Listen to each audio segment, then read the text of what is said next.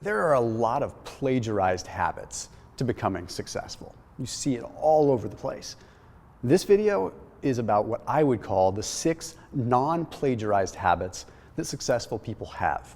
It doesn't mean that this is the end-all be-all. It doesn't mean that this is the perfect playbook, but in my world and what I've seen, this is the true, authentic form of what makes someone inherently kind of a successful person and some habits that you might be able to adopt.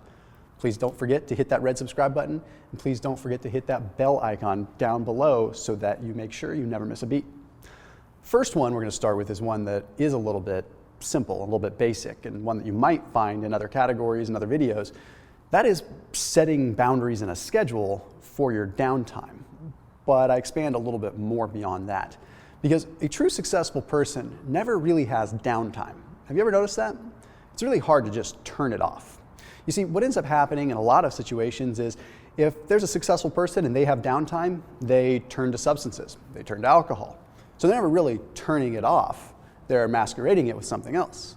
So true successful people that I've seen, doesn't mean it's everybody, but in my own experience is I set a schedule for my downtime, but my downtime is still active time.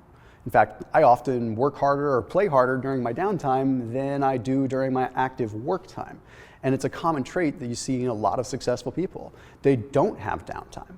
Where the problems arise is when they don't have downtime and their active downtime is just a different form of working on the same project.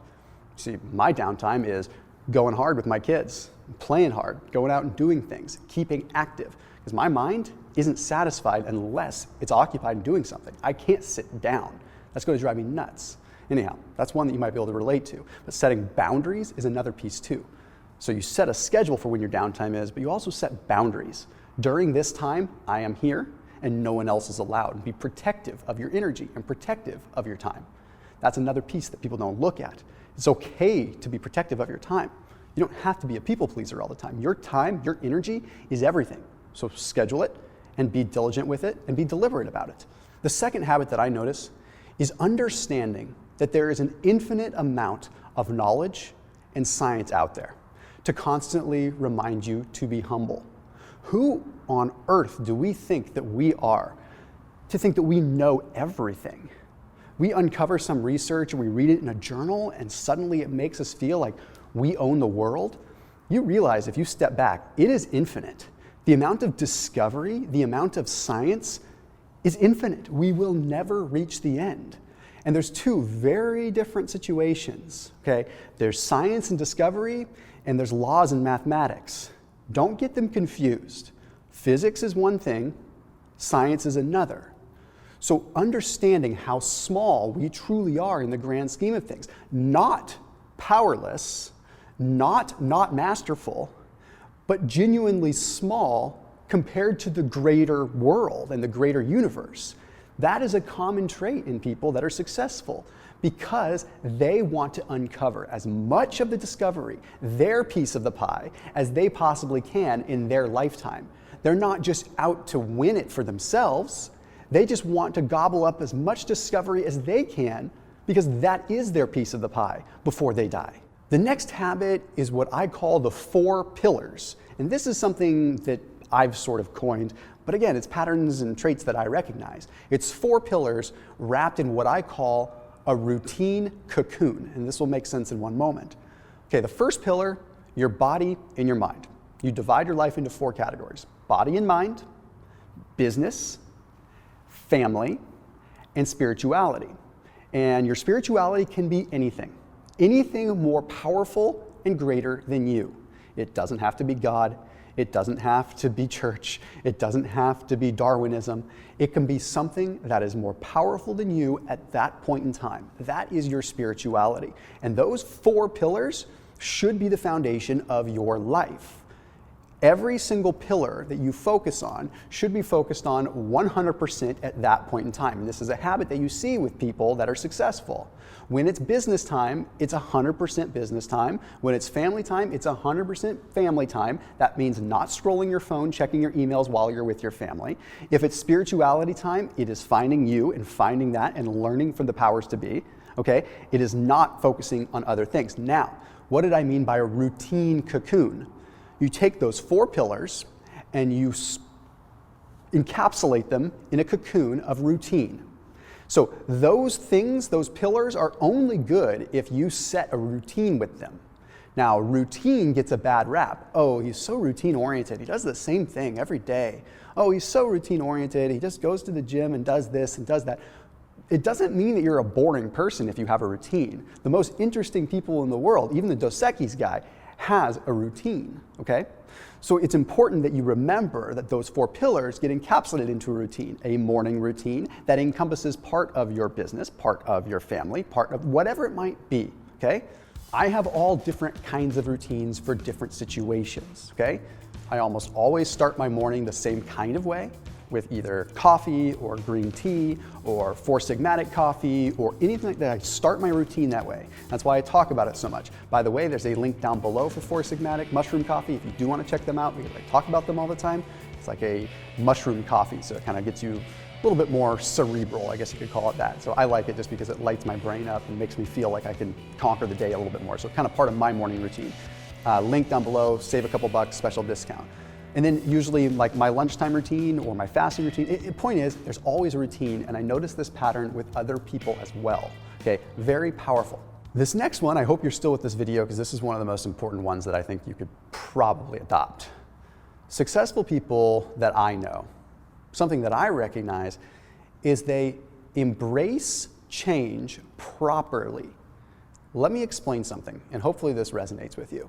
There's a lot of people out there that accept change because it's the easier way, okay?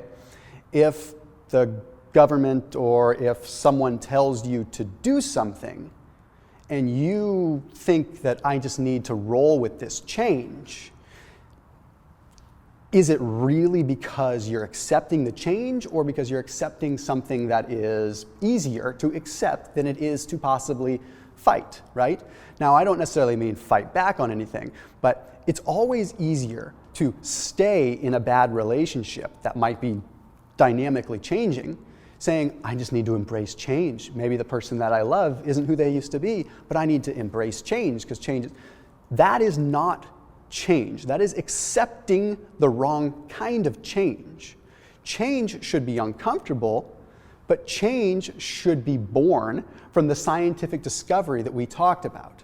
We learn things, we understand we are small and the universe is large, at which point we learn from that and we change. And that can be difficult, and we embrace that change. There is a difference between the change that comes from dynamic scientific discovery and forced change that comes from small minds. You can be forced to make a change that isn't a comfortable change, and you could lie to yourself and say that you are accepting that change when in reality that change is coming from someone that isn't as intelligent as you. So change needs to come from a greater power that you admire and that is truly going to be for the greater good of you and humanity, not coming from a small mind force. And that is something, again, I recognize true with people that are successful.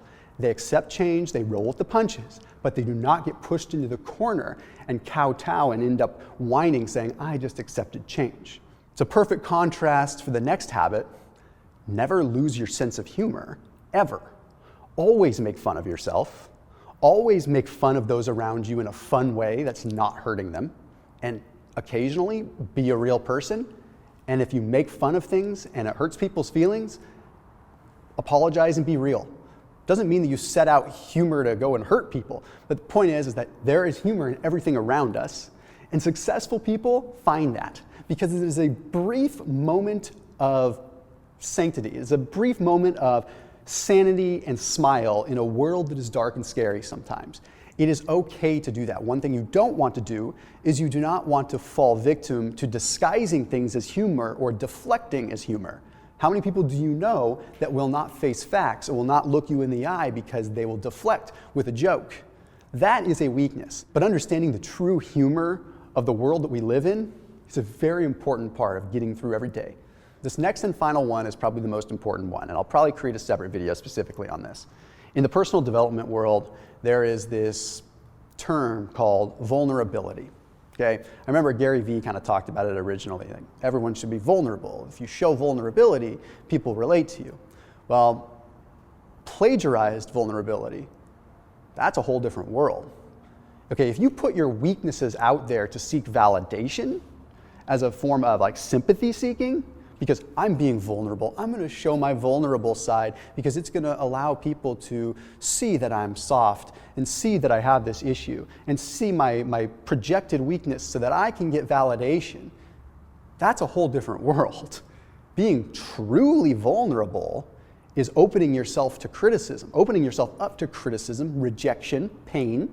So that means possibly standing up for what you believe in, but more importantly, just not being afraid to say things that are flat out authentically embarrassing without any contrived notion to get feedback. It's just saying it to say it, expressing your feelings like a real man or a real woman and not masquerading it as a way to get attention.